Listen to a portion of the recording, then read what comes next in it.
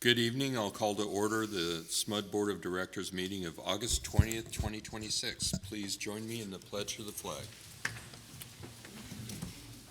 I pledge allegiance to the flag of the United States of America and to the republic for which it stands, one nation, under God, indivisible, with liberty and justice for all. Thank you. This meeting of the SMUD Board of Directors is recorded with closed captioning. The recording will be cablecast on Metro Cable Channel 14, the Local Government Affairs channel on the Comcast and DirecTV UVerse cable system. The recording will also be video streamed at metro14live.saccounty.gov. Today's meeting replays Sunday, August 23rd at 2 p.m. and Monday, August 24th at 9 a.m. on Metro Cable Channel 14. Once posted, the recording of this meeting can be viewed on demand at youtube.com/metrocable14. For members of the public attending in person who wish to speak at this meeting, please fill out a speaker's request form located on the table outside this room and hand it to SMUD Security. Members of the public attending this meeting virtually who wish to provide verbal comments during the board meeting may do so by using the raise hand feature in Zoom or pressing *9 while dialed into the telephone toll-free number at the time public comment is called. Technical support staff will enable the audio for you when your name is announced during the public comment period.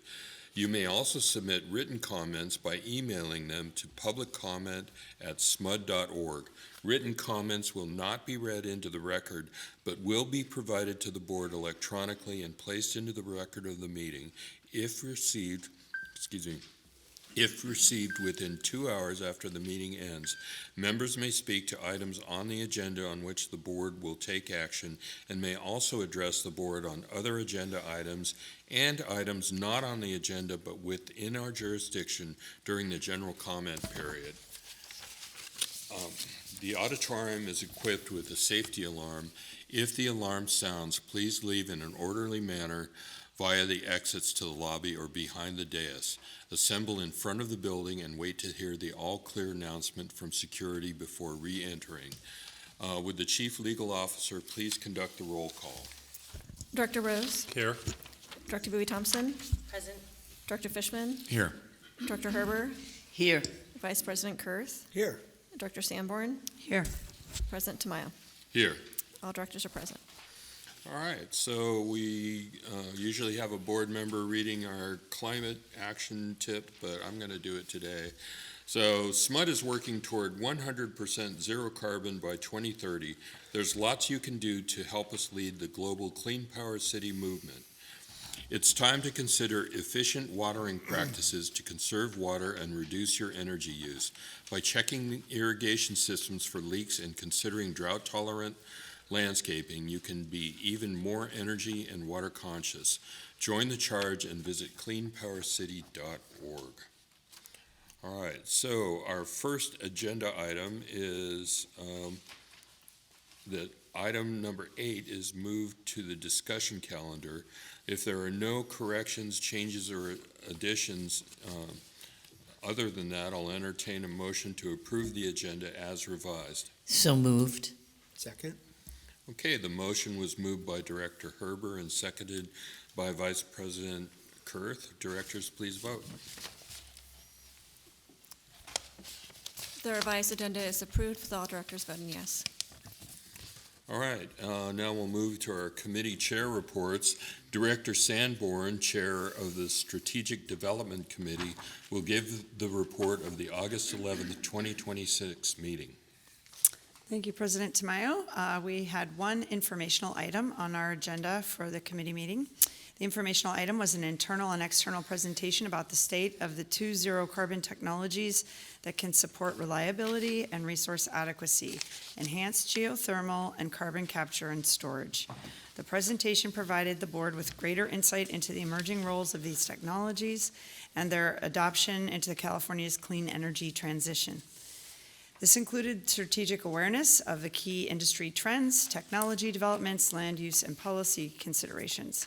The presentation emphasized regulatory compliance, long-term safety, community engagement strategy, and plans to build local partnerships. It also provided were geological, geographic, and economic considerations, along with the state of industry update on how artificial intelligence data centers are accelerating investments in the next generation of geothermal. And that concludes my report. Thank you. Now Director Herber, Chair of the Policy Committee, will give the report of the August 12th, 2026 meeting. Thank you, Mr. President. The Policy Committee met on Wednesday, August 12th, 2026. There were 3 discussion items and 1 informational item. The first discussion item was a review of the monitoring report for Strategic Direction 13, which deals with economic development. The presentation highlighted SMUD's many efforts to support regional economic development while supporting reliable, affordable electric service. Key efforts include aligning economic development with SMUD initiatives, economic development rates and incentives, and supporting small businesses. In 2025, SMUD exceeded our regional economic development goals, creating over $3.4 billion in economic growth here in Sacramento County. SMUD remains compliant with SD 13. This is item number 5 on tonight's consent calendar. The second discussion item was a review of the monitoring report for Strategic Direction 14, which relates to system enhancement. One of SMUD's key values is to make selected distribution system enhancements, such as relocation or underground placement of primary power lines below 69 kV. SMUD completed 1 project in Citrus Heights and committed to 3 additional projects throughout our service territory. SMUD demonstrated full compliance with Strategic Directive 14. This is number 6 on tonight's consent calendar.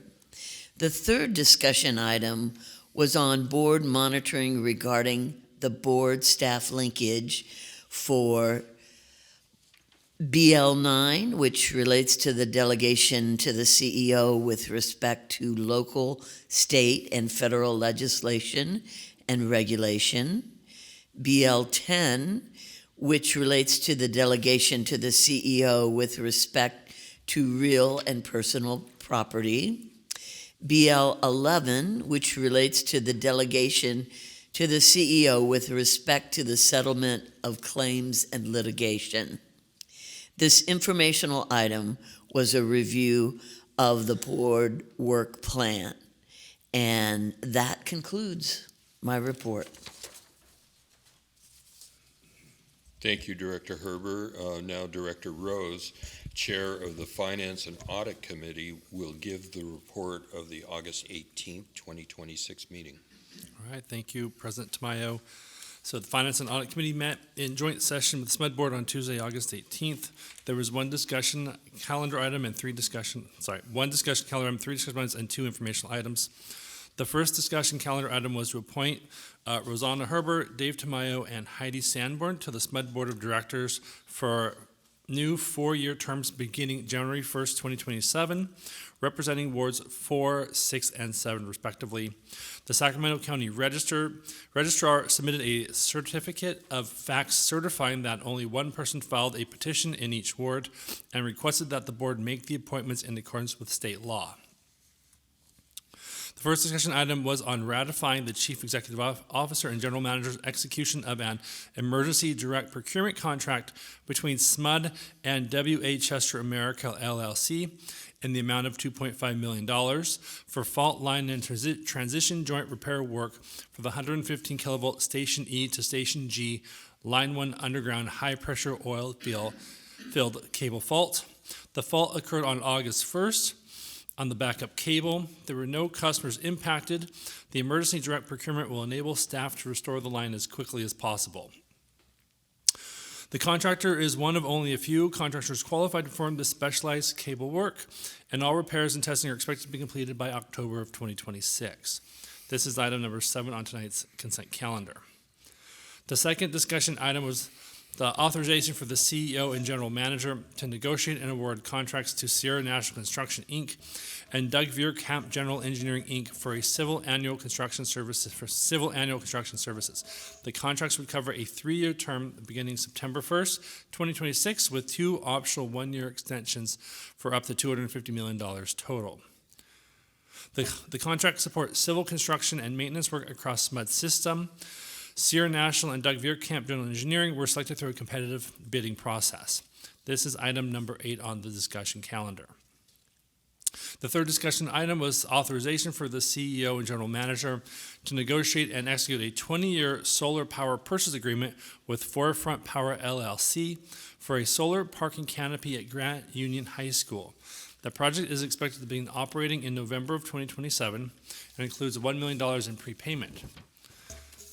This Phase 1 project at Grant Union High School builds on SMUD's previous work with the Twin Rivers Unified School District on school bus projects. The proposals for the solar-only portion and will provide community solar through SMUD's residential solar shares program, shaded parking, and supports Grant's role as a designated emergency shelter site. This is item number 9 on tonight's consent calendar. The informational item was SMUD's financial results for the 6-month period that ended at June 30th, 2026, and a summary of SMUD's current power supply costs. And the second informational item was the internal audit services report on the status of recommendations for the second quarter of 2026, our green energy annual verification, and the low carbon fuel standard program. And this concludes the report. Thank you. Thank you, Director Rose. Before we continue with the committee report from Director Bowie Thompson, I just wanted to comment very quickly on the action that we took to appoint the board members who were filed to run for re-election who were unopposed. And by taking that action, we avoid going through what would be actually kind of a frivolous exercise of putting one person on the ballot, and we actually save SMUD ratepayers many hundreds of thousands of dollars, if not maybe more than $1 million in total. Probably close to $500,000. Pardon? How Close much? to $500,000. Okay, so anyway, that we're provided that authority under state law to avoid having a rather meaningless election, since only one candidate would be on the ballot. So anyway, so we'll move next to Director Bowie Thompson, the chair of the Energy Resources and Customer Services Committee, who will give the report of the August 19th, 2026 meeting. Thank you.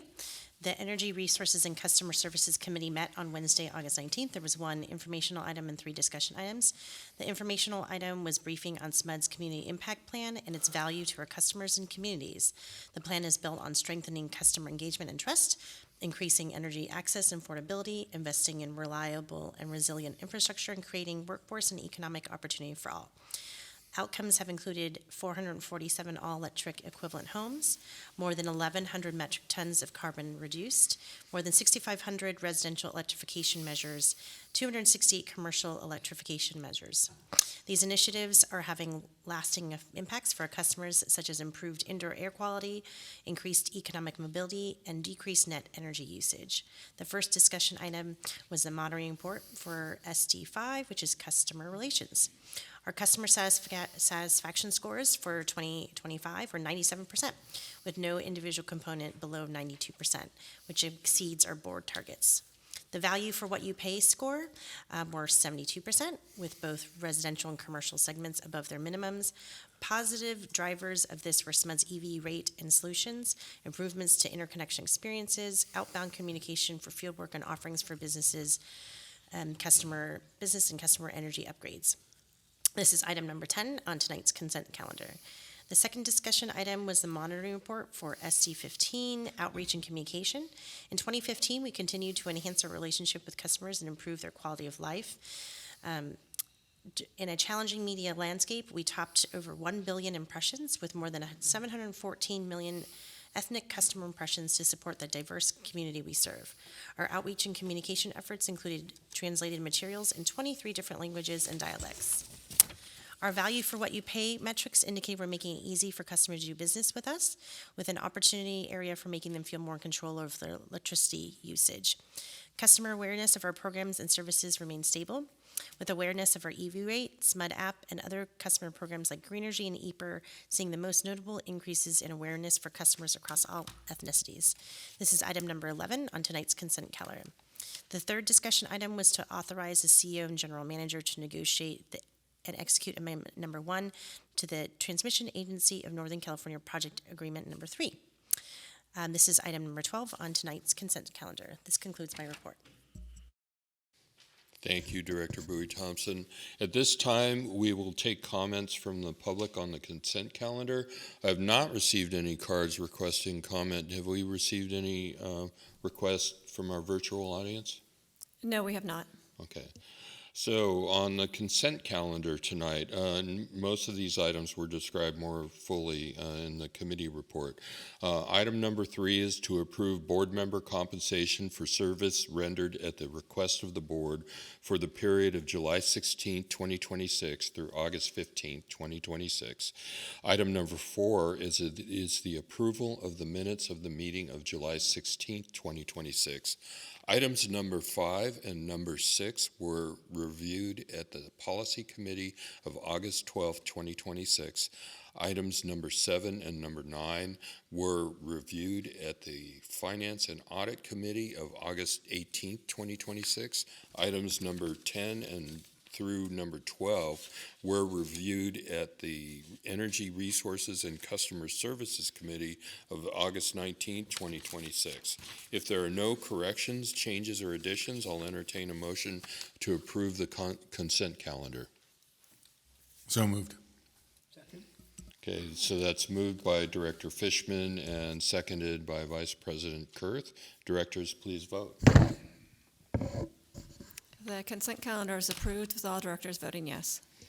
Okay, moving on to our discussion calendar, item number 8 is to authorize the CEO and General Manager to negotiate and award contracts to Sierra National Construction Incorporated and Doug Veerkamp General Engineering Incorporated, collectively the contracts for civil annual construction services for the 3-year period from September 1st, 2026 to September 1st, 2029, with 2 optional 1-year extensions for an aggregate not to exceed amount of $250 million across the contracts. And our presenter is Eric Poff, our Director of Substation Telecommunications and Metering Assets. Thank you. Thank you, President Tamayo. Good evening to the board. So thank you for this opportunity to present this contract recommendation from staff. This is a large contract. We have a plethora of things that we do with this. First thing I would like to remind the board is that we don't have any employees at SMUD that do this type of work. We don't have any civil construction folks. We have folks that monitor this work, ensure that it's being done to our standards with our construction management inspectors and our project managers, but we don't have any employees that do this. So we are completely dependent on contracts like these to execute the civil construction work. And a lot of this work, as you can see, is covering a whole bunch of distribution work, everything from structural repairs to grounding systems to also our downtown network with manhole access grates, just a bunch of small jobs that all come, to electrify a distribution substation. And so this is a great example here of Station G, our 5th bank that we're adding there. This is our new transformer that is being craned safely off of the lowboy truck there and being permanently moved to its pad that will be serving our downtown customers for decades to come. Next slide. So the procurement strategy here, listed here on the blue, if the board recalls, there was a $100 million contract that was awarded a few years ago, and that was kind of some of the strategies there on the left-hand side and some of the new strategies that were done on the green table there on the right. And you'll notice that it is a larger contract, and there was a few different reasons for that. Some of the main reasons were that we have more work. We have a lot more distribution substation work that's happening around the district. Costs have gone up significantly over the last few years is another main driver of why we are expanding this contract monetarily wise. It's even just some of the dramatic increases we've seen from earlier this year, since the beginning of the war, on the price of concrete, the price of rebar, all those components that go into building a distribution substation have gone up very dramatically. Attracting competition was another kind of strategy that was used to try to bring more bidders into it and improve competition. And then I would say just the fourth final reason is just better negotiating power with a larger contract of this size, give the supply chain experts ability to, push our terms and conditions, that would represent SMUD customers the best.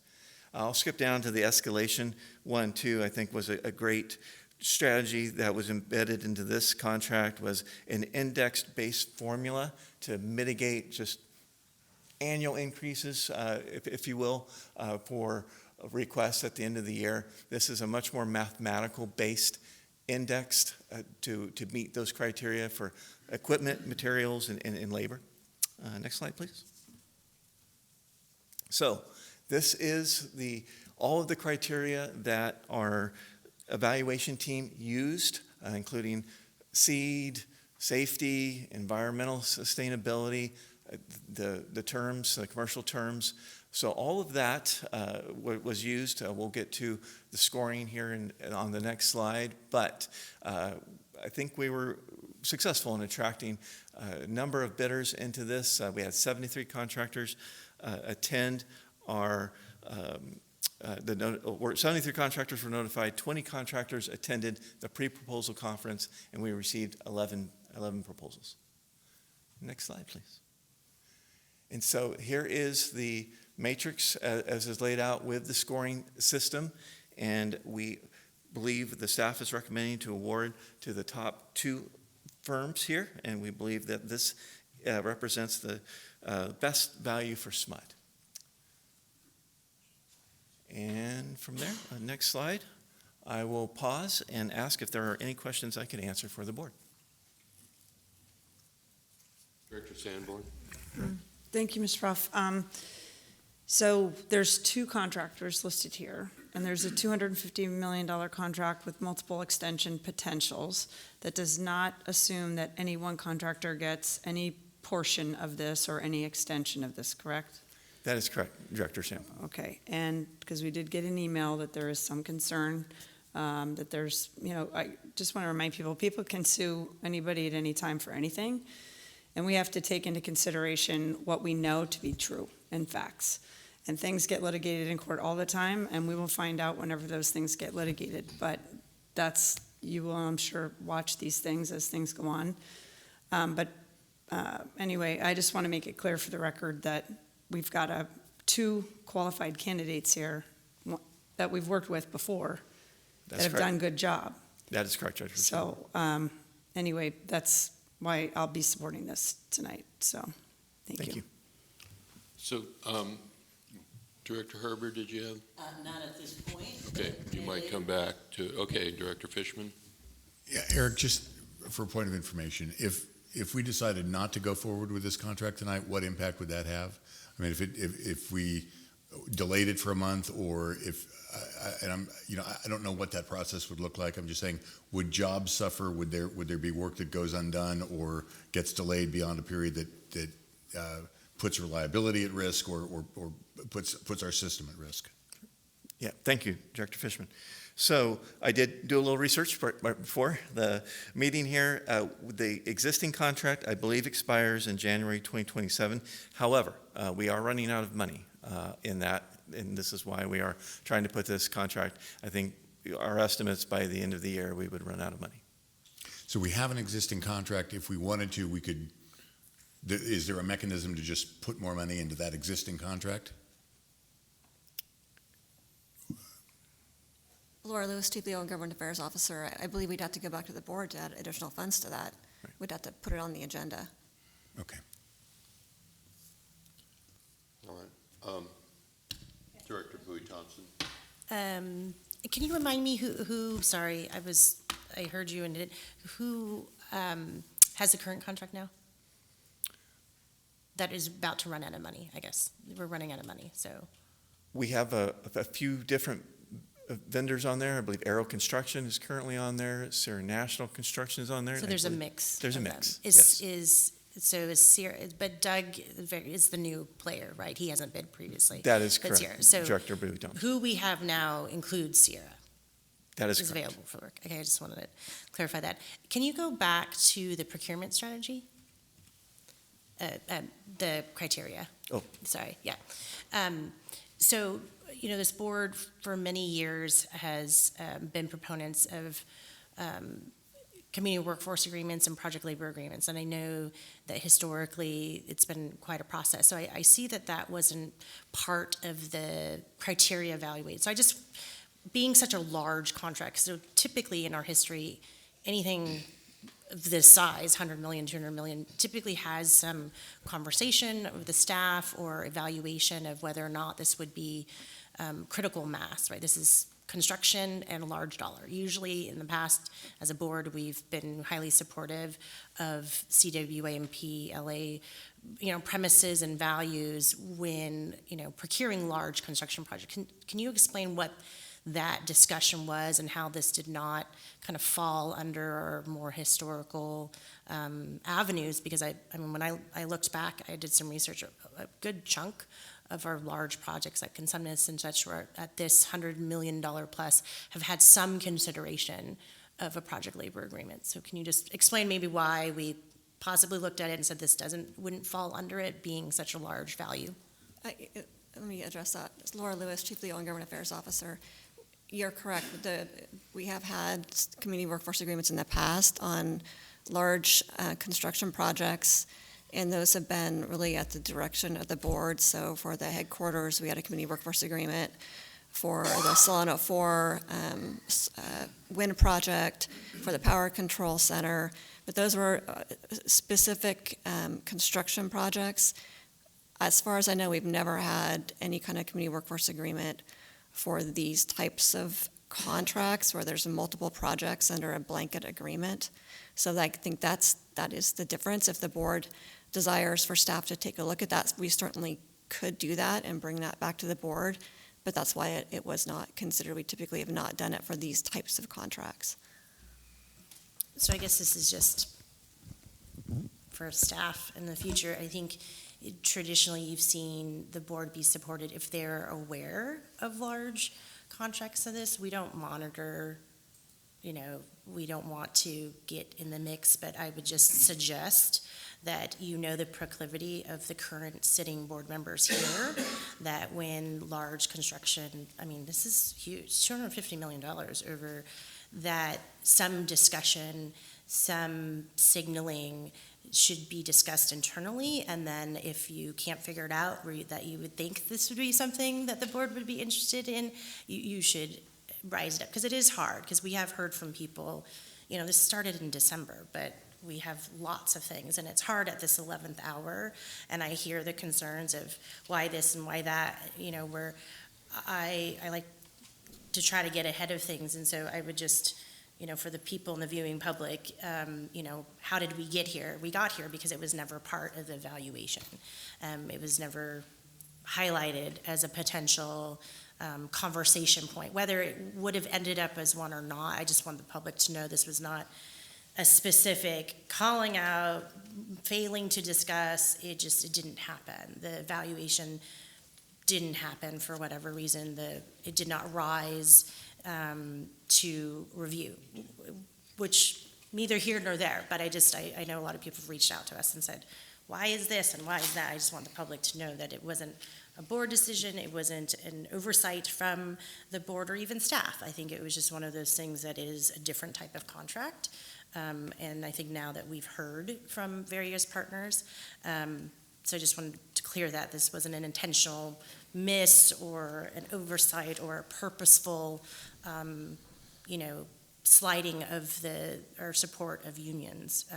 This was just a different type of contract that fell in a different category that was not evaluated in our historical construction projects.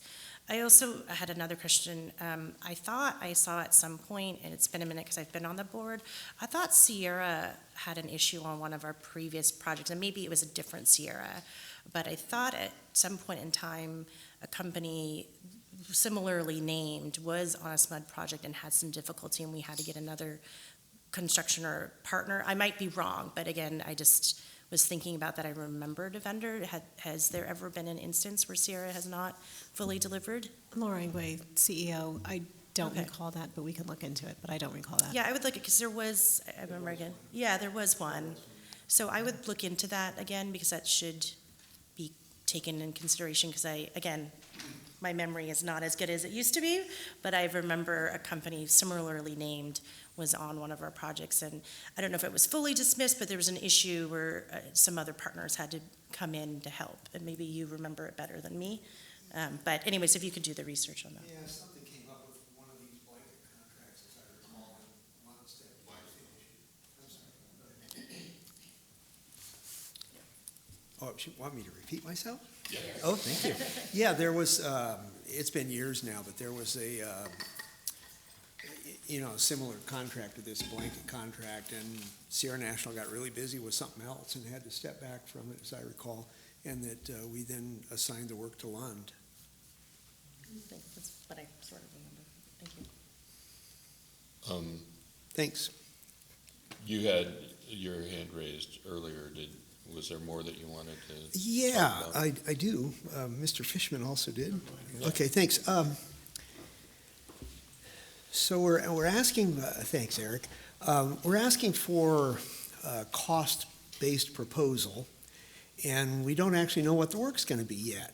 So how do you come up with a cost-based proposal for unknown projects?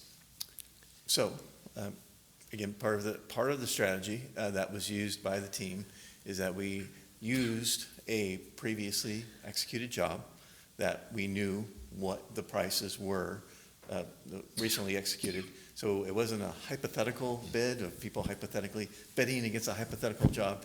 So that was a strategy that was implemented into this strategy where we could really get clarification on what people were bidding on and make sure that they understood the size and scope of the job.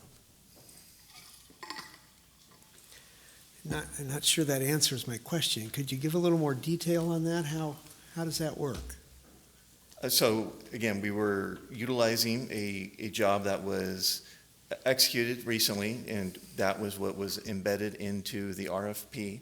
So we knew cost-wise how much it cost on our side, and so we were able to really understand how the bids were broken out and how they were line by line bidding on So we it. asked each proposer to sort of bid that previous project? Correct. Okay. Okay, and so the proposed amount then is an extrapolation to future work from the earlier work? Yes, correct. Okay. So there's not a big difference between them in here? How large was the bid on the previous project? Or what was the dollar volume of the previous project? Yeah, I don't have that. I can research that one. Okay. I'm curious. Okay, next question then. Yeah, it would seem like there's a good chance for an amplification error there if we're taking a smaller project and then multiplying it into a large project. Sure. That could accumulate quite a difference. Next question, how did you decide on 2? Why not 4? Why not 9? Why 2? Because normally these come to us, I seem to remember most of the time it's 3. Correct. Vice President Burr, thank you for the question. So the cost was the main driver. Between the third bidder and the other two bidders, we saw a significant cost increase.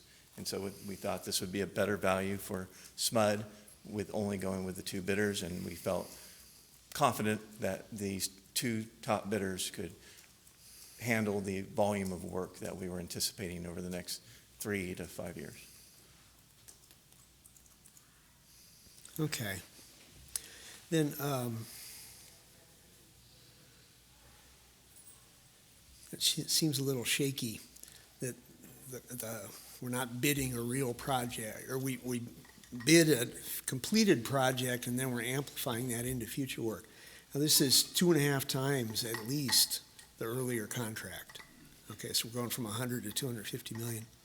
So we mentioned just a bit about we're running out of money on the current contract. We'd be out by year end. And if we wanted to just continue the current contract, we would need to add money to that. That's like, only takes one board meeting to do that, right? It's a fairly ministerial thing. So if the board wanted to think about this some more or offer additional instruction, we could do that before we run out of money? I Yes. believe so, yes. Okay. And the contract that we currently have has the right language in it that we could extend it if we wanted to? Yes, I believe so. Okay. Okay, thanks. All right, I'm going to. I have a technocratic question. Eric, can you explain a little bit on how the pricing points are calculated? Because they don't seem to follow a straightforward logic. For some people with potentially higher or lower valued proposal amounts have scores that wouldn't seem logical, looking at this.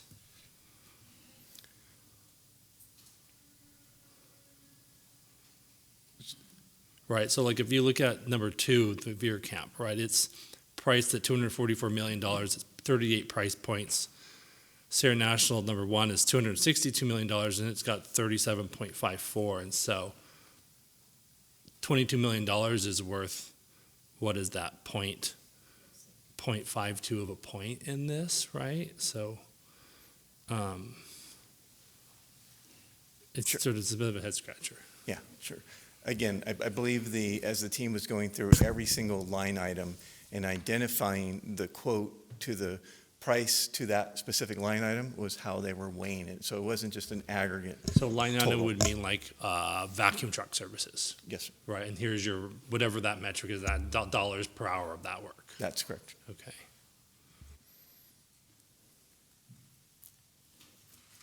Director Fishman? Thank you. I want to go back and kind of make sure I understand the answer to Director Bowie Thompson's question. Laura, I mean, essentially the PLA was not applied in this case. We apply the PLA to single projects that are large and complex and at a large dollar amount. But in this case, it wasn't, because it's multiple different projects under a blanket contract. Is that roughly correct, even though it's a large dollar amount? That's correct. Okay. In my 25 years of being at SMUD, the policy has always been, a community workforce agreement is always, it's a board decision, and staff brings large projects, construction projects, generation projects, and to the board to determine whether or not we should enter into a CWA, and the board has defined and outlined the parameters of the CWA, and then we would go negotiate it.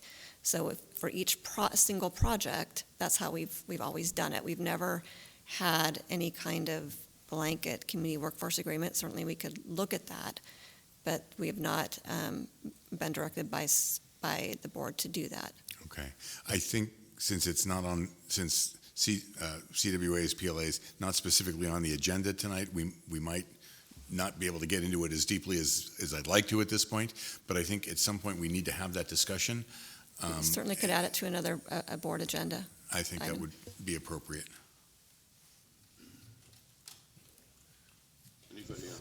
Director Rose? Yeah, how about some general comments? I know in terms of we saw this for the first time last week, and I saw it on the work plan for several months coming, so we knew it was coming. I think what surprised me is just the size of this contract, and echo what Director Bowie Thompson has said. The last one was $100 million for 3 years. This one was $250 million, and so I know we're trying very hard to control costs, and that's one of the reasons why we've upped it in what's in it. It's a lot of little projects in there. I definitely think we want to be aware and make sure that some of the benefits of our projects, make sure that they are spreading to the communities that they're in. And we've always had this balance between our SEED program and supporting small businesses in economic development, and that balance there. At this point, this contract is so far down the path, I wonder from a process perspective, is there a lesson learned? I've been on this board now for coming about 10 years, and this is the first time that we've really run into this issue. So I think there's a lesson to be learned here. And so maybe that's something that we think about our process as we move forward. So that's sort of just a couple of thoughts. Okay, thank you. Okay, Director Herber. Thank you, Mr. President. I tell you, I have concerns about this, mainly because the amount is so much, and also that, getting concerns shared with us at the last minute before a project moves forward is concerning to me. I understand that staff does need to have the money to move forward with the facilities in order to keep the power on. I'm just concerned about the fact that this is the first time, I've only been on the board 8 years, but this is the first time there's been so much concern about a contract. And I wonder, I think Director Rose is right on when he says there's probably some things that we can learn about this, but I also wonder, if maybe this needs a little bit more time. Okay, and I'll let the rest of the board members know that we do have a speaker to speak on this, Kip Skidmore of Sierra National Construction. But first I want to add my comments so far, and there'll be opportunity, after Mr. Skidmore, if board members feel like they want to have more discussion of this. The way I feel, and I understand that this is not a single project, so it doesn't really fit the type of direction that we've had in the past of large individual projects.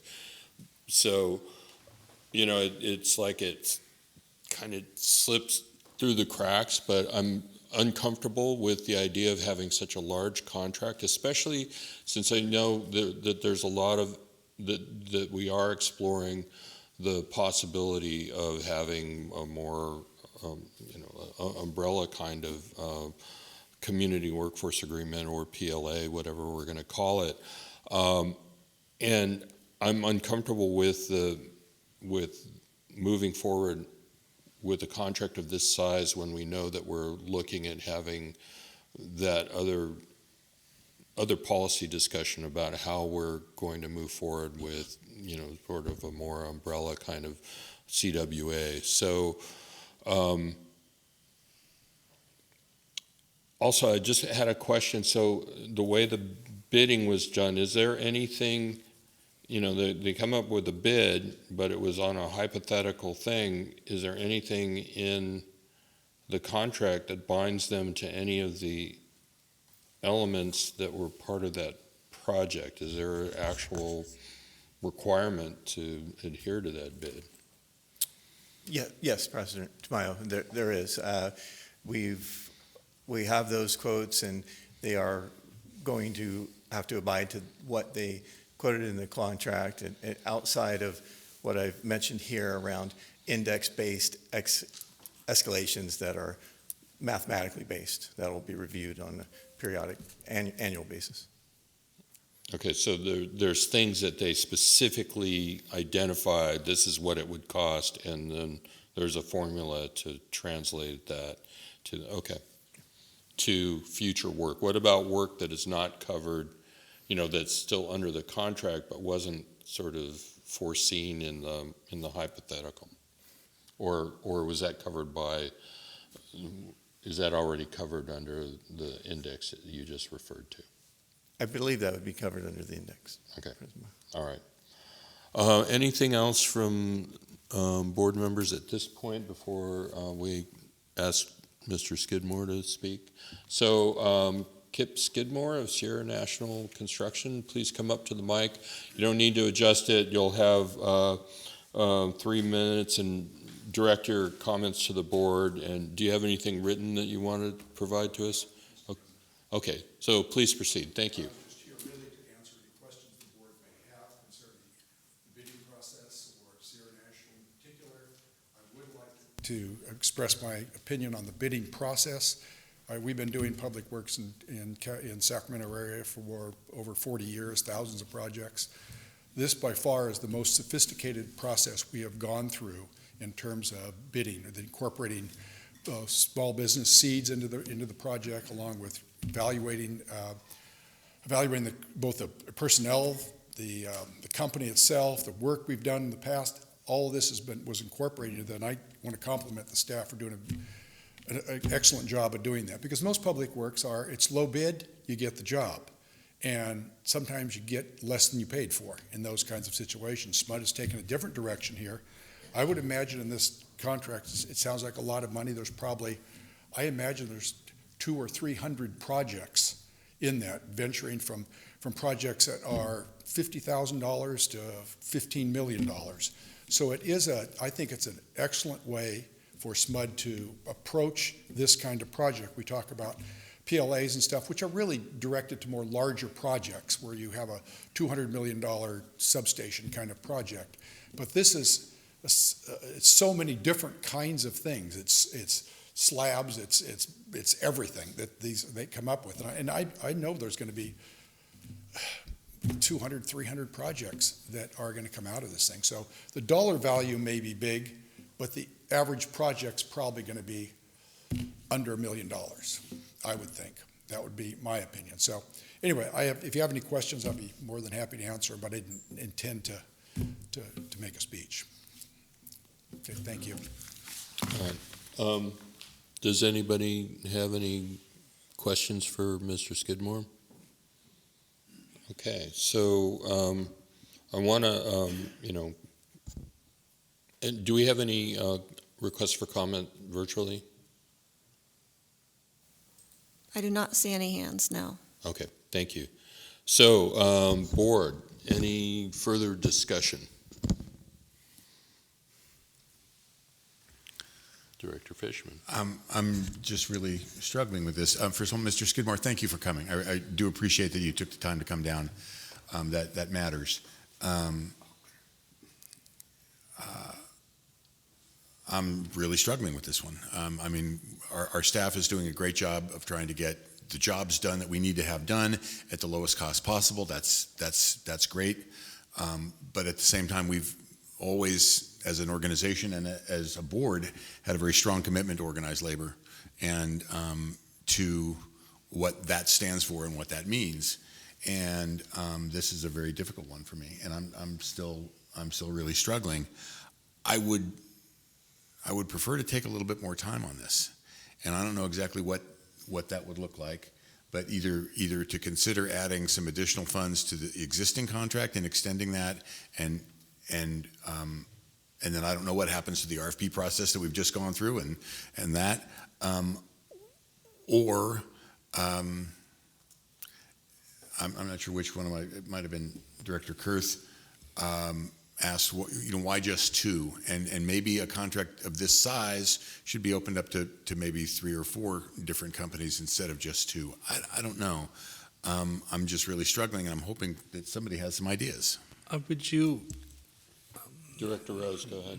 I think we've given a lot of feedback for the staff to consider. Maybe if we just continue this either to the next special committee, next special board meeting, or just the next board meeting, right? The staff can go and hear our feedback and look at give us some options that we might find a little more palatable. And maybe that is putting money into the existing contract. Maybe that's taking a harder look at the process that everybody just went through. I want to thank you all for coming out as well, right? And trying to be respectful of all the work that went into the work that's happened this far. That would be sort of my current thought. Director Bowie Thompson.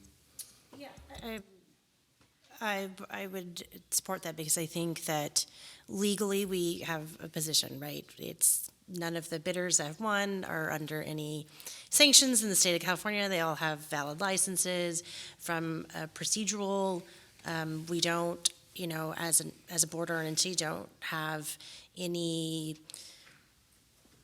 contractual or, that's been violated. The process has been followed.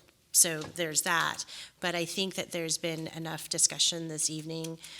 You've heard from all of us and most of us in sort of some concern. Since we still have a little money left, we have several bidders that are in the pool, except I believe the Verkemps, right? Sierra's in the current mix. I would suggest that, we push it, get some more information, because there was a very diligent also RFP process. It started in December of last year. We're in August. And so it'd be good to have a discussion with what can be done, what flexibility we have, because even if you, just Greg, if you took the top three, they're all non-union bidders. So all the top companies that were successful in the top 5, I believe, none of them are union. So you'd have to extend it a lot longer. So I think there's just some conversations and some more information. I think there's been a lot of, I don't want to say misinformation, but just lack of true understanding of how we got here. It would be good just to clear up everybody's concerns, questions, push it out a month or two. If you need, I guess it'd be good to know how dire are we? Are we running out September 6th? That would help in terms of knowing how far we can push this out. If it's tomorrow, we're going to run out, then that's something else. But if this can wait till September or October's board meeting with the current financial state, and if we do have to have an emergency push, we would just need to know. Director Kurth? Did you want to? Well, I hadn't thought up anything to say yet, but I'd be happy to. Feel free to say no. I don't have anything to say then. Those words will never come out of my mouth. But of course, I'd be happy to see this continued a month. Take it up at our next board meeting or the board meeting after that to have our questions answered. Thanks. Director Herbert? I agree. I'd like to see us delay this for a month and get questions answered and have more comfortability with making this decision. Director Sanborn? I would like to hear from staff about where would this leave us? What kind of issues would we have if we kick this down a month? I think what I heard from Laura Lewis, Chief Legal and Government Affairs Officer, what I heard from Eric is that we could defer this for a month, give staff time to bring back options, and that it wouldn't have an impact on the work at that point. Would not have an impact on the work if we delay till September meeting. Okay. Well, with that, I would be fine delaying it a month and making sure my colleagues are comfortable. I'm fairly comfortable right now just because of, it looks like the number 3 group was significantly more expensive. So for me, that's when we're trying to keep rates down. But there are issues, and it'd be better to have more time if we have it to give breathing space and some thought. So that's where I will go ahead and support that for 1 month. Perhaps then we could get a motion to postpone until September board meeting. I'll move that we go ahead and move this to the next board meeting. You were the one that wanted to. I'll second that. Okay. So I want to have a little bit more, I want to add my comments if nobody else has comments. So what I'd like to have is staff come back with some options or ideas for us to consider at a committee meeting, so we can have a more robust, and I'm hoping there's enough time, maybe a committee meeting, the week of the board meeting. And in particular, what I'm particularly interested in is there a way that we can accommodate some, because a number of us are clearly concerned about this not being under a CWA or having CWA type provisions in it, and I'd like to see if there's some sort of options that can be somehow included in all of this. And then also, in case it'd be great if we could agendize for the next board meeting an extension of the or addition of money to the existing contract, in case we're unable to resolve this particular contract issue next month. I don't imagine it's going to take forever, but if there's still something sticky, it'd be great to have that on the agenda, and we can not do it if we don't need to add money to the existing contract. So does that work? How does that sound? Yes, I do believe that would work. Okay. I think, for clarification, the issue before the board is going to be, we did run a RFP process, and we have qualified two, and I think the decision before the board would be whether or not the board decides to award that contract. We're not required to award it. That would be the decision before the board, but we can certainly come back with additional information and look at extending the existing contract and how we go about doing that, and even adding money to that as well. Yeah. Do you think that a month is enough time for you to look at those types of options, or?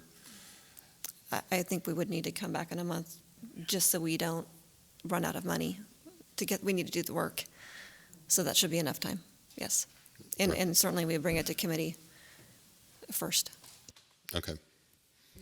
All right, so. President Tamayo, can I just say, looking at our work plan, right, I would love to see this. Right now, we're scheduled for finance and audit September 15th, which is just 2 days before the board meeting. So I'd love to see if we can't potentially have this discussion the week before and push this on to either the policy or strategic directive committee discussion. So that way, if we have more direction, staff will have that week to work on it. Does that seem reasonable? Does that make sense? Yeah. Okay.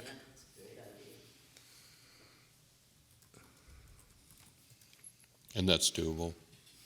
Okay. All right, so the motion is to just continue this to next, is that something we actually need a motion for?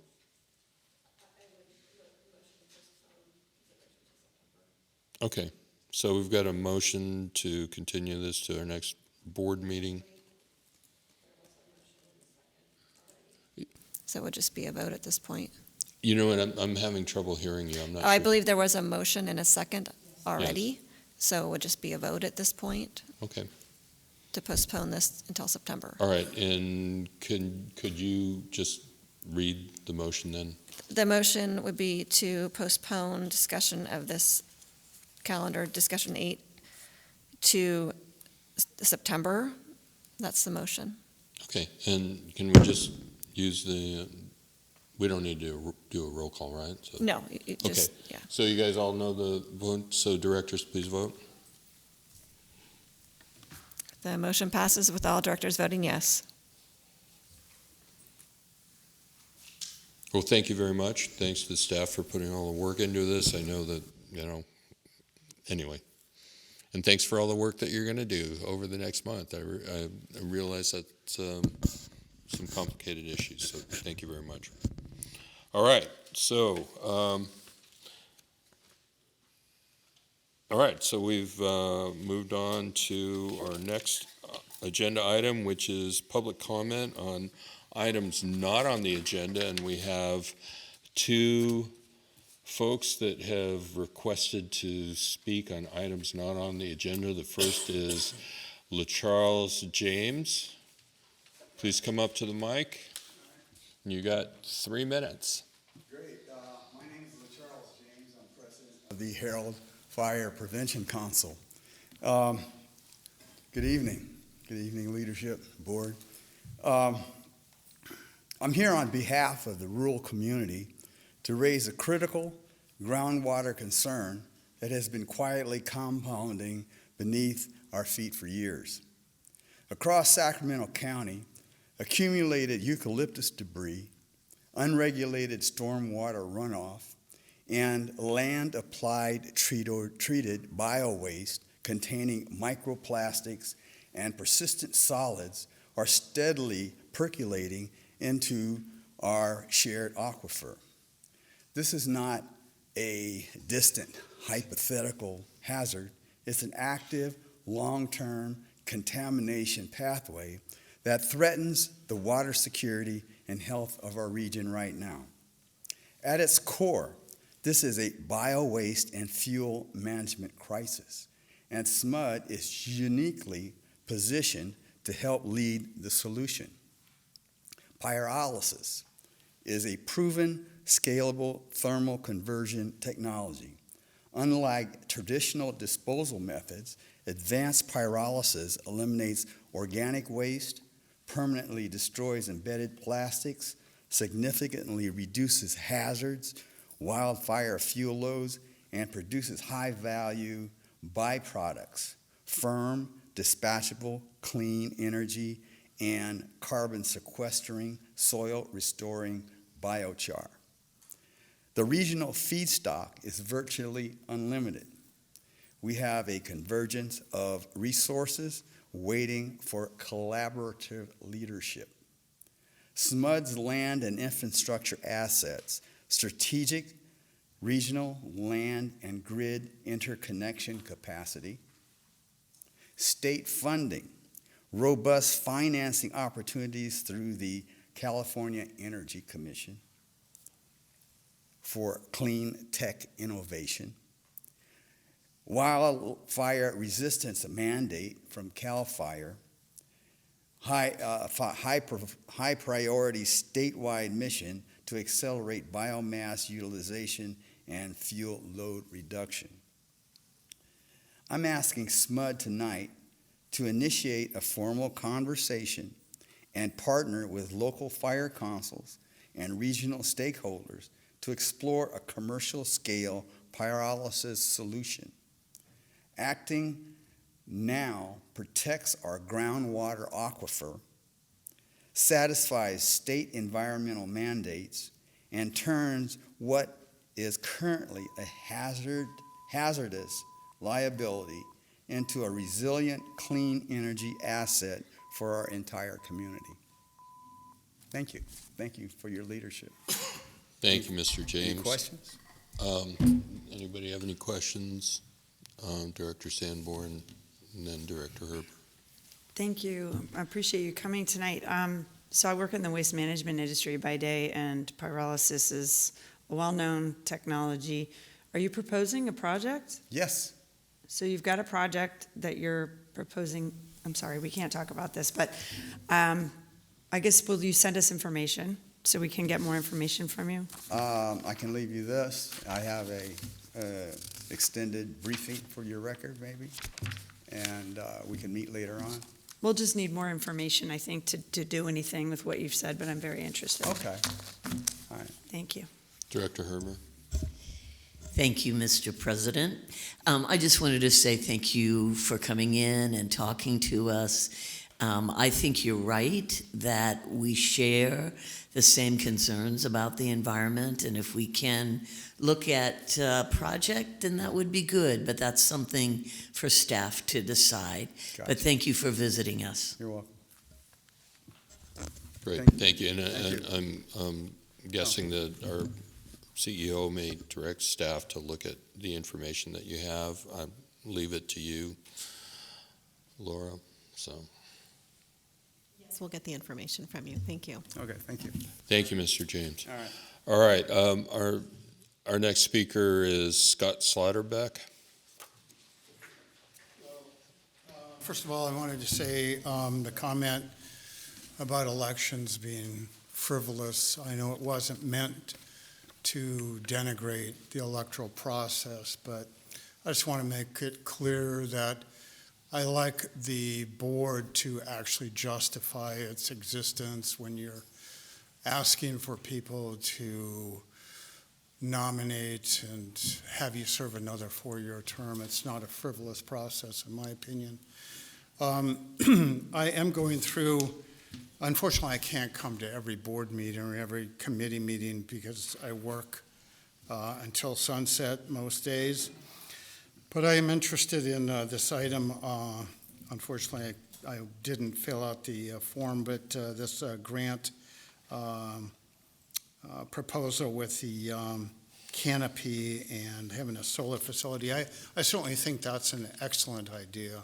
I prefer it using existing infrastructure that is not agricultural, doesn't kill birds, doesn't destroy 3,500 or 4,000 mature oak trees. I'd like to see more of that from SMUD. I don't know the cost. It might be easier to chop down 4,000 oak trees and put a large-scale multi-megawatt facility in.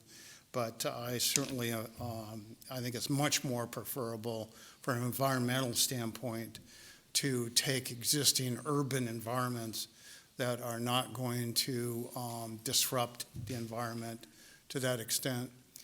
The last thing I wanted to mention is the reason I filled out the card is incentives were mentioned in the meeting. I am doing a room addition on my house, and I went through, it just seemed to take a little bit longer than it should for me to see what incentives are out there for building projects, residential especially. That's what I'm concerned about. I have a whole house fan.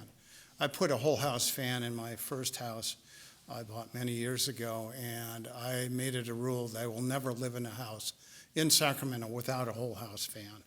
I don't have to use the air conditioner at night. We are fortunate in Sacramento to have the marine influence, and even if it's 105 degrees during the day, it'll cool down most times into the upper 50s, low 60s, and you just turn that whole house fan on, go to sleep, and it's just such an energy saver. I'd like to have it a little bit easier for people to see these incentives. I'd like to see incentives for whole house fans because surprisingly, not everybody has one.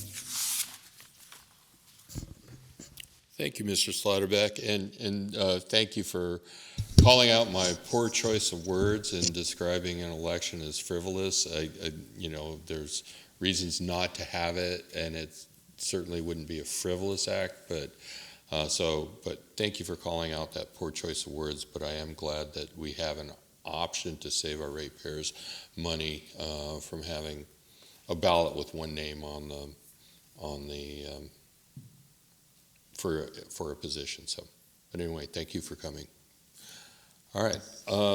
So, at this point, we are moving on to our director's reports. President Tamayo, I'm pardon sorry, me? we do have a excuse me. virtual speaker. John has his hand raised. Okay. Excuse me. Go ahead. Hi, this is John Weber. Can you hear me? Hello? We can hear you, John. All right, thank you. I just wanted to say good evening, Chair and Board of Directors. Thanks for all your work.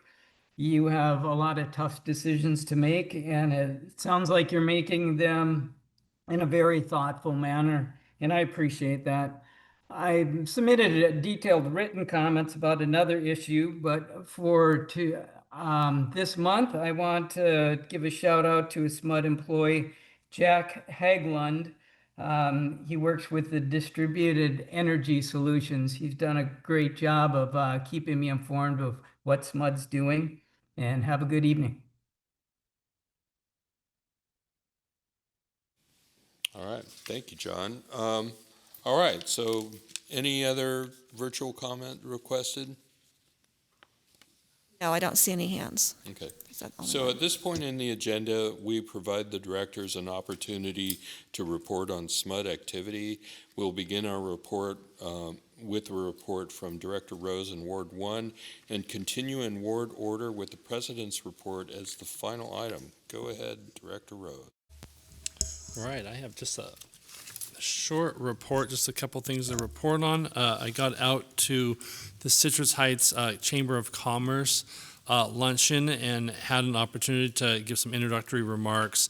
Lisa Cardoza, who's the president of American River College, was the keynote for the day, and did SMUD a good service talking about our partnerships with them, especially around their culinary education and our induction work there. Had an opportunity to stop by the Sacramento Business Journal Corporate Citizenship Awards, and so had some good conversations with some sort of like-minded organizations in the community at that. And then the last one I would mention is, and I know many of us on the board got out to the California State Fair for our Giving Friday at the fair, and that's always a lot of fun, collecting cans from folks and being with the staff, handing out bags and talking energy with the public. And I also had to stop back by later that evening and help support Director Kurth. He gave a few comments later in the evening at a cooking demo that I'm sure he will talk about in more detail. And with that concludes my report. Thanks. Thank you. I also attended several events, but I will just cover a few. I attended a national summit for elected Asian American Pacific Islander elected officials across the country. It's a rare occurrence to bring elected officials from across the country. It's a nonpartisan group, and we discussed various issues of economic stability, environmental justice, how to engage the public during these tough times. It was a quick summit for a week, but got to get some great connections. Actually ran into several of our electeds that we work with our CCA in Silicon Valley. So it was nice to connect with them and talk about all SMUD's great work and our CCAs across California. I also I represent Harold Galt in the south part of the district in my ward, and I and President Tamayo went to go look at where our potential Twin Cities project, our solar and storage. We had several people from the community write and show concern, so I've been out there several times. I cycle, spend time out at the lake, but didn't get to actually previously dive in deep to that area. I just drive by as a recreationalist, and so it was good to see where our potential project could be or would be, and what impacts, if at all, to that neighborhood in terms of glare, road issues. And so it was nice to be on the ground to see what potential, if any, impacts that project, because I understand great concern was over that project, and we're spending some time to see what options are out there. So that is it for me in terms of notable items from the last period. I think I'm next. First of all, I want to take note that while we've had some significant retirements recently among our leadership, someone else is retiring. This is her last board meeting tonight. Claire Rogers, our auditor, has been with the company for 34 years and spent the last several years as the Director of Audit Services. And that's more than just financial auditing, which is, of course, very, very important to us. But we also have an outside firm that does our financial audits for us. But Claire's team helps keep us on the straight and narrow in a lot of other ways, making sure that our programs are being run effectively, make sure that we're compliant with a lot of different regulations. And as a SMUD board member, it is a great, great relief to know that someone with Claire's acumen and abilities and knowledge has been there making sure that we're doing the right thing. And it allows us as a board to look forward instead of look behind us to say, what's coming up to bite me? And Claire, we're going to miss you. We've made a great internal hire, and we're looking forward to her service. But we're going to miss you, Claire, and I'll see you around the neighborhood because we live in the same neighborhood. So congratulations on a great, great career, and hope you enjoy your retirement. couple of other things I did was also at the State Fair for a Giving Friday, collecting canned goods for the Sacramento Food Bank and Family Services, a great organization there. A couple of things that I really enjoyed celebrating African American heritage in Sacramento. One, the Black Cowboys Parade in late July. Just a really fun event and celebrating the history of the Black Cowboys in the West, something that we don't hear about a lot, but they played a significant role in that part of our history. And then also the Sojourner Truth African Heritage Museum had their 15th annual Banana Festival last weekend in Land Park, and that was also a lot of fun. I went to a National Night Out celebration in my ward at Vintage Park for the Vineyard and Vintage Park neighborhoods. Their first event, but they had a good turnout, and it was a lot of fun. I got to say a few words and attend the ribbon cutting for an e-mobility hub at Hiram Johnson High School. It's actually in President Tamayo's ward, but it's close enough to mine so that I think you were unavailable, and I got to go do it. We worked with the school and another company to install two charging hubs for e-mobility devices for bicycles, e-bikes, and e-scooters. And they're separate from the grid. They're not. So it's a very low-cost solution. They're all solar-powered and battery-driven, and a place for kids to plug in their e-bikes and e-scooters. And while to qualify to be able to do that, they have to have a helmet. They have to have safety gear. They have to have a little bit of training. So it's a way to hopefully keep those students safe as well. And then finally, President Tamayo and I also got to both say a few words at the Iranian American Cultural and Educational Center Business Leadership Gala last weekend, and that's just a great fun event. And as I mentioned at one of our committee meetings earlier this week, many of those folks have families still under all kinds of duress and threat in their home countries, and it's a difficult time for them. But they put on a beautiful event and still managed to find things to celebrate, and celebrate the American dream as part of that. So it was a fun event. I'll stop there. Okay, and now for me, a variety of things happened this month that were very interesting. One, I just want to give a shout out to Rhonda for putting on the SMUD Employee Remembrance event. I was fortunate to be able to speak. I worked 20 years here at SMUD, knew a lot of the folks and a lot of the folks that have passed away. So we were able to join together and remember the employees who have left us this year.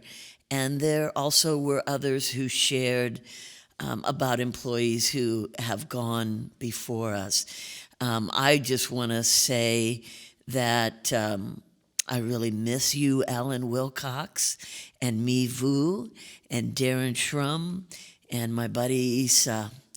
Wonderful SMUD employees, and I think it's wonderful that we honor them every year. Also have the privilege of speaking to the Rainbow Chamber of Commerce and telling them a little bit about the different contracts that they could potentially bid on. Several of the businesses in the group have won contracts from SMUD, and so it was a really nice luncheon just to bring people together and support each other. I also had the privilege of going out to Elk Grove for a special event that was put on by A Seat at the Table. A Seat at the Table is a bookstore, caters to LGBTQ folks, and they were unveiling a sensory inclusive space. And this is now the latest thing where there are rooms that are put together where people can go and not be distracted by different things that impact their senses. And it sounds a little odd until you're there and you see what they're doing. And I know that SMUD is supporting a seat at the table in this effort, and I think that's wonderful. Also had a great time at the American Leadership Forum welcome reception to not only our new general manager, but the new CEO for Los Rios Community College. And that was a lot of fun. One of the most important things I did this past month was to go with President Tamayo and Director Kurth to meet with the Shingle Springs Band of Miwok Indians and to share with them the land acknowledgement statement that we have been working on for many, many years. They were very welcoming. They were willing to share with us all kinds of things that they have there. We looked at baskets. We looked at warriors' tools. There was just a whole bunch of things that were displayed at their museum. And so they were pretty happy with our statement. They gave us some feedback that staff is now considering, but I'm hoping to bring that forward to the policy meeting in October or November. And then last but not least, I just want to give a little shout out to the intern I've had for the last month. Her name is Tiffany Elliott. She is the class president at JFK School, Kennedy School, others call it. And she spent some time with our executive, Jose Bodipa Memba, thank you, shared with her the bigger overall picture of how SMUD works. And then also I want to say thank you to Leroy in Government Affairs, who shared with her the local stuff that goes on with SMUD and the elected officials. So with that, I will end. Thank you, President Tamayo. I'm going to keep it short. I've had a busy month, but it's mostly just average working stuff with SMUD. I did go to the North State Building Industry Association for their Chairman's Circle Lunch. It was really nice to see all our friends in the building industry. We work very closely with them. They're electrifying homes. They're struggling to try and sell homes right now. It's a really tough market, and costs have gone up a lot of materials, so that's a real struggle for them. And we all need to work together to get more housing built in this region. So I was glad to be there. Also attended for the first time in about a year a group called the Lunch Bunch in North Highlands, and they meet at the Pancake Palace on Watt Avenue. And it's very local, and a lot of great people there are working to make their community better. And I encourage everyone in that area to come out to celebrate North Highlands. It will be Saturday, September 26th, and I believe SMUD will be there. I'm one of the sponsors, and very much looking forward to seeing everybody in North Highlands. There's not a whole lot of events up there, but they have a great aerospace museum and a lot of stuff going on, so glad to be there for that. And then we did have a great celebration for our past CEO, Paul Lau, at the Sacramento State, and it was just wonderful to send him off after 44 or 45 years of incredible work here at SMUD, starting as an intern at Sac State. So very appropriate that we had it there. So with that, I'll turn it back to you. Thanks. Guess it's my turn. So a couple things. I dropped by a cooling center put on by the Sacramento Environmental Justice Coalition and had an extended conversation with Herman Bajarona about what else? Data centers. And so it was just wonderful to see this organization doing things on the ground, helping people out every day, but then also worried about where we're going in the future. And so that was, I have to say, interesting. I filled in for President Tamayo at the let me find that, the New Home Missionary Baptist Church Community Celebration.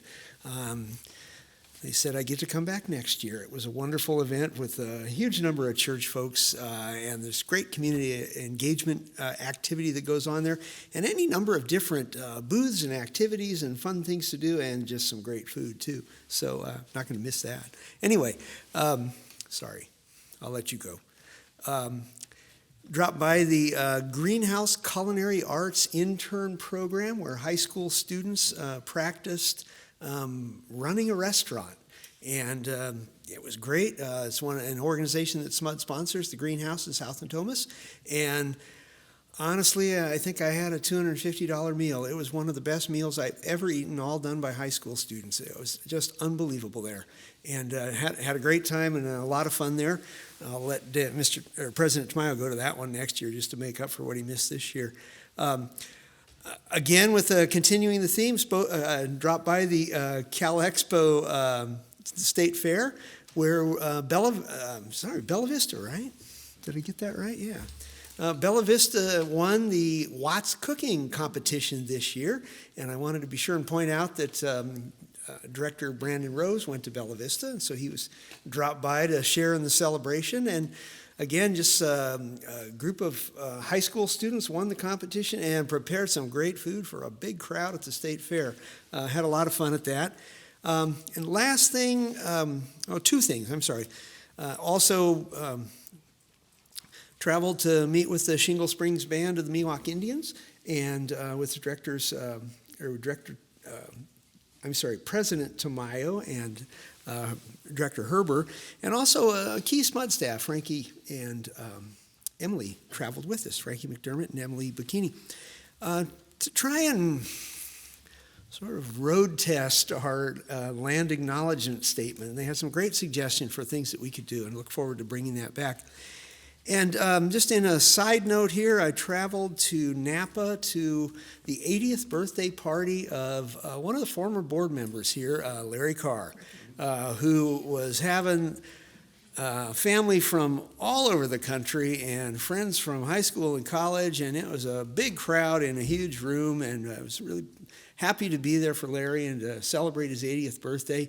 And to remind him, because he hasn't kept up on all the details of what goes on at SMUD since he moved on to be a city council member and then retired, that what was originally his initiative on policy governance at the SMUD board continues strong to this day, and I think it's one of the key factors that saves the SMUD ratepayers almost $1 billion a year over being in a different utility.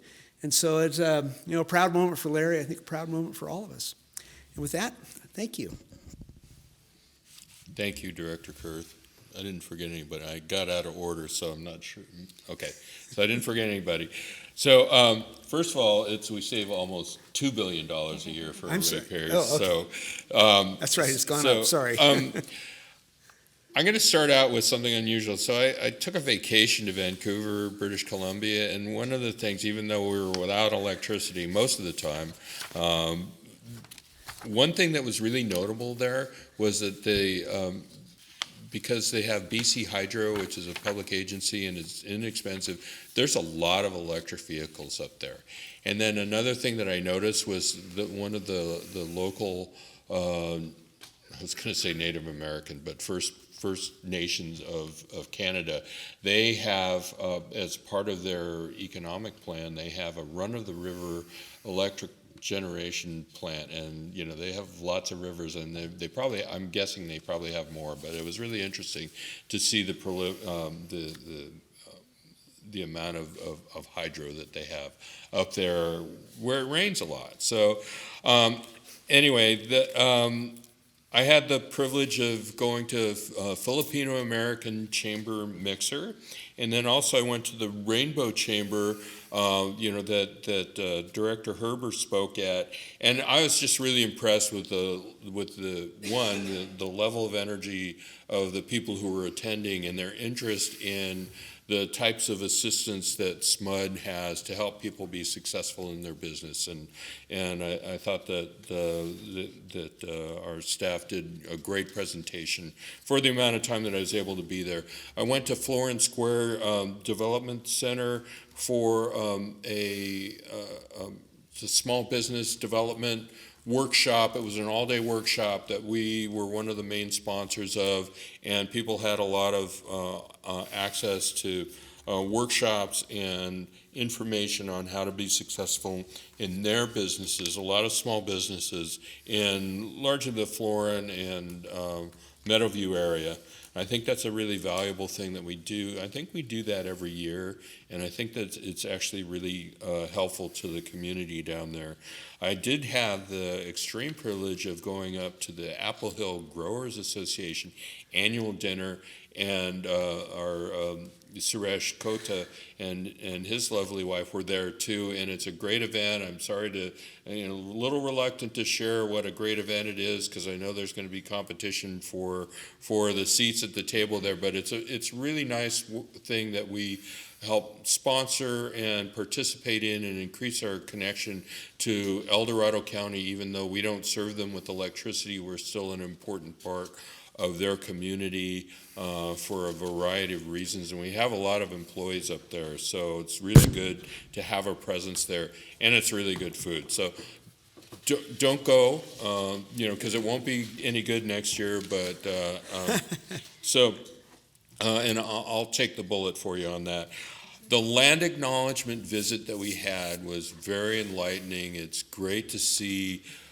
One, it was great to have their very meaningful input into what we should consider having in our land acknowledgement and how that should be done. So some great ideas on what we should consider.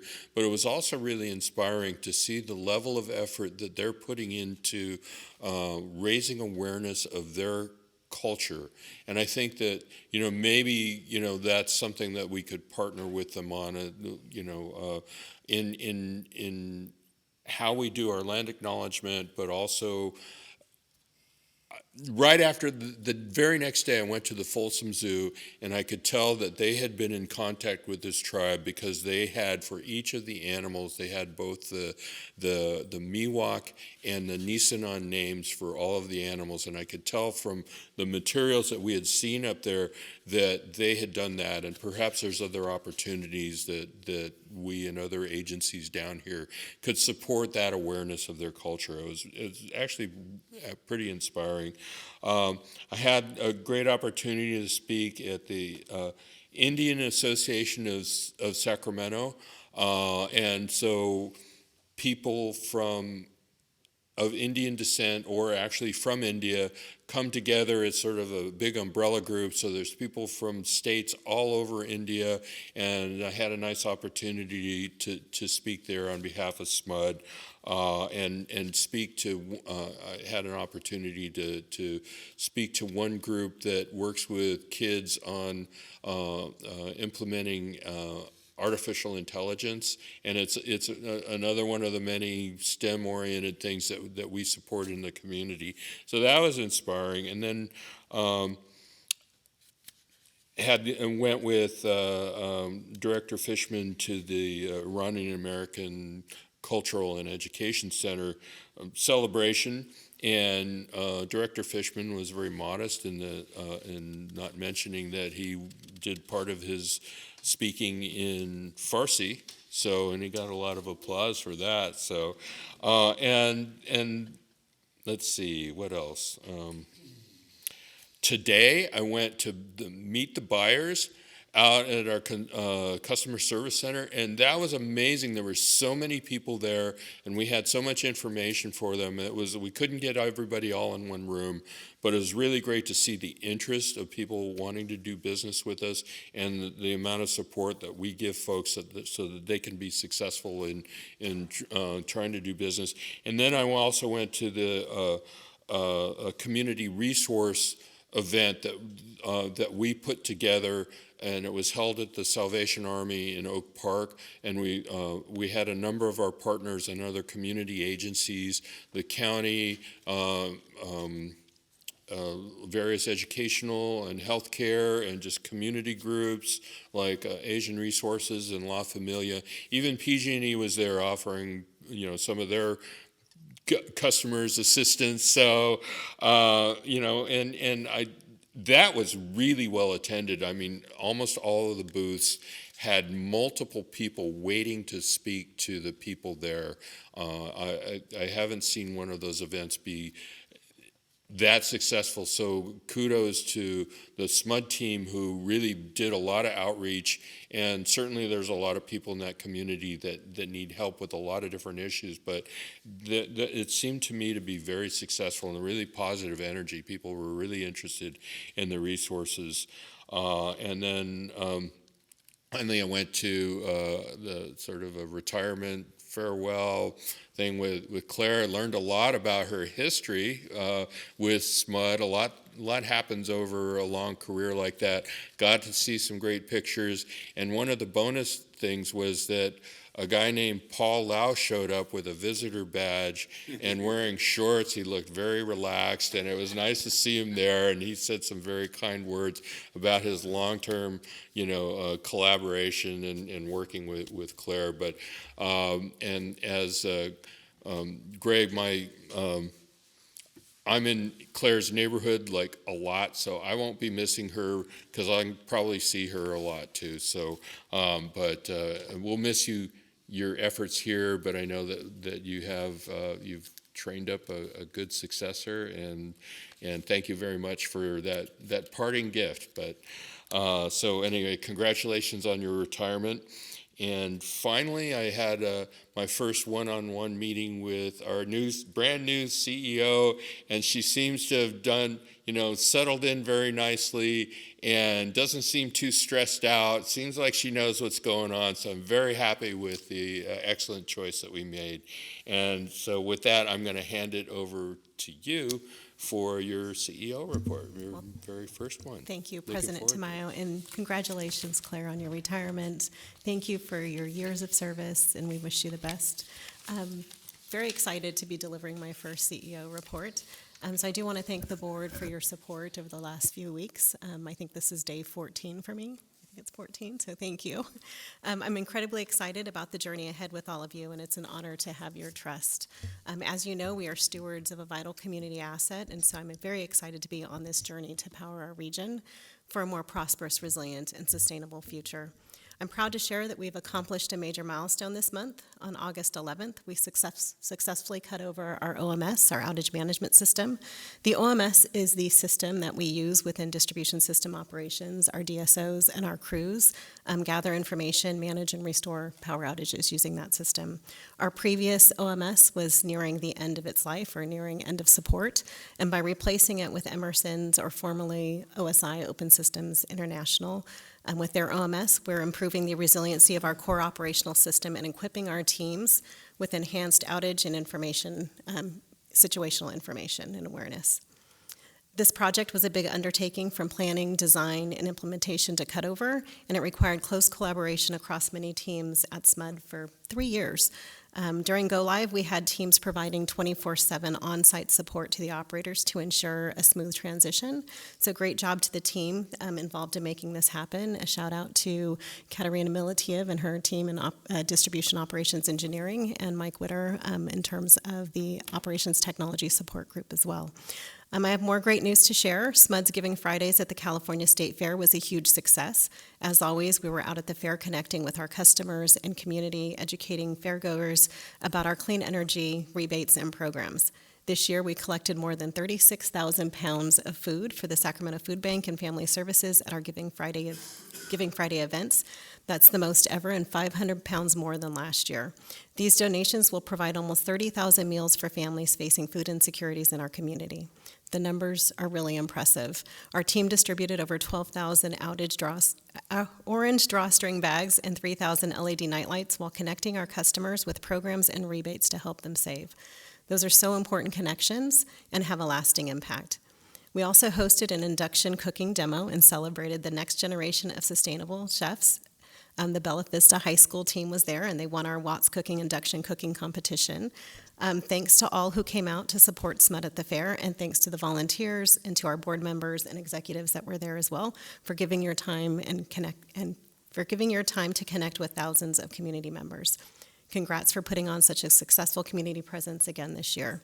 This month, we celebrated the dedication and growth of our most recent intern class at the Intern Showcase. This diverse group included summer high school, college, and year-round interns. We brought them together to highlight their impressive work and share insights about their experience at SMUD. Over the year, our award-winning internship program has expanded significantly, and this year we had even more than ever. In fact, we had so many interns at this year's showcase that we filled all the rooms and open spaces on the first floor in this building. Currently, we have more than 70 year-round interns across our business units, and then during the summer, that number increases to over 120 interns. It was great to hear about the real-world challenges that we have our interns working on, from complex data analytics projects to engaging with our community at events to supporting our customers' digital experiences, and our interns are doing such meaningful work that it will set them up for future success. We're grateful for the work of all of our interns in helping us build a clean energy future. And finally, tonight's video will feature our Chief Customer Officer, Brandy Bolden, and members of her team who are here. And it's about our commitment to serving our customers, both residential and business, and how our customer programs help lower customers' bills, increase energy efficiency, and improve the region's air quality. Ultimately, being community-owned and not-for-profit means that we're always striving to deliver best-in-class services and personalized solutions that can help improve the quality of life for our customers and our community. So let's take a look. People don't work for SMUD just to work for a utility. They work for SMUD because they want to engage in our community in a very meaningful and deliberate and intentional way. I feel very honored to be able to come in and work with customers and help them find solutions, or just being out and about and being part of the community. When you see the relief and just the happiness and the joy that you can bring a customer just by saying you're approved for a discount that you qualify for, to know that you can make that big of an impact, it's phenomenal. Utilities power life. They're at the center of everything that we do. At SMUD, our customer programs help lower customer bills, increase energy efficiency, and improve the region's air quality through clean energy options. Our programs and services really center around improving the quality of life for our customers and community. We will go into underserved communities and we will do neighborhood walks where we will send our energy specialists out, sometimes with board members, and we'll go door knocking. And we'll let customers know that, hey, we are at this local agency. Please go down there. We're processing our EPR apps and our discount program applications on site. We show up for our business customers the same way we show up for our residential customers. Every single commercial account has a dedicated strategic account advisor that services that customer and that account in meeting all of their needs. I think trust starts with listening. In customer service, you always are trying to get to the solution, which is important, but listening to the customer, I think, is even more. Because when you get to have the customer talk about their future plans, as I'm listening, I'm kind of formulating different ways that I can approach the customer. Every single interaction is an opportunity to build or break trust. And so in everything that we do, we want to make sure that we are building that trust through being easy to do business with, being responsive to our customer needs. Whether customers visit us at our customer service center or connect with us at local events, we make sure it's easy for them to get the information and support they need. Having different resource expos, having different opportunities to be out in the community and provide these services, it lets the customers know that we're there for them. I know what it's like to be in need, to grow up with a single mother. So to be able to give back to the community that I come from is just something that is just nothing short of amazing. It's important that we pay attention to what our customers want and need and build those programs and services that meet their needs in order to provide the value that they deserve. From keeping the lights on to delivering top-tier customer service programs, we put our community first. Learn more at smud.org.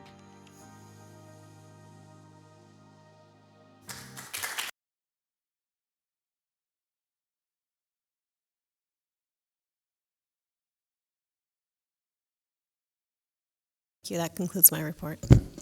Thank you very much. Do we have any summary of note for the record?